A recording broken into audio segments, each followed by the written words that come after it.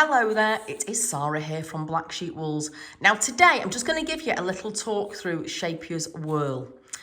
We are using the whirl for our latest make along, the Halina knitted shawl designed by Lynne Rowe.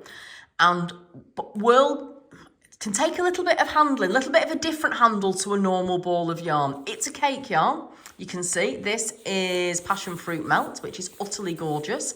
I have used whirls a lot. And I really like them.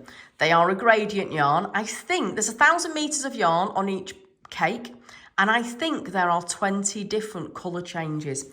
Now, I'm going to show you this is what my ball of yarn should look like.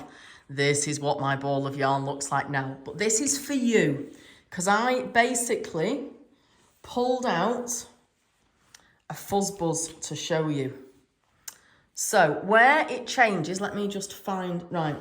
So there are 20 of these. This is where, so Scheepjes Whirl has one colour, so that is one standard colour, and then they add the new colours, apply at a time. And it gives you this, which is known as a fuzz buzz. Now the fuzz buzz is quite exciting because can you see there's a new shade of yarn, just one ply of a new shade, and then the next time there'll be 2 plies of that shade, and that's how you get that really gradual colour change. But some people have been known not to like the fuzz buzz, to be a bit scared of it, and there's lots of talk about what you do with it. Now, being completely honest with you, I would just continue to knit or crochet over that. I've used whirl a lot, and as far as I'm aware, you cannot look at anything I've made with it and see those. You can, if you want to, put a little bit of moisture on your hands and just smooth it down and then go over it.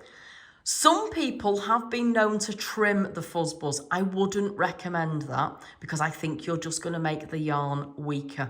But honestly, I promise you, absolutely promise you that you can knit or crochet over that and you will not have a problem and you won't see it in your finished item. So that is the fuzz buzz. Now, the reason this looks so horrendous is that I had to wind off a lot of yarn to find that to tell you about it. So there you go, that's the fuzz buzz, be aware of that. Now the other thing is that whirl, you can use whirl from either the centre of the ball or the outside.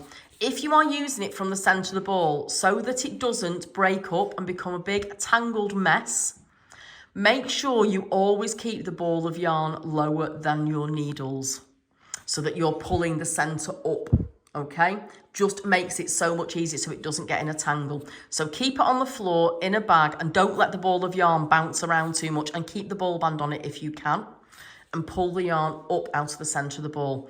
The other thing to remember to do is when the gap in the middle gets quite big, pop an empty loo roll in the middle or something similar to stop it all from falling in itself. And if you do both of those things, you shouldn't have a problem. So there you go, Scheepjes Whirl.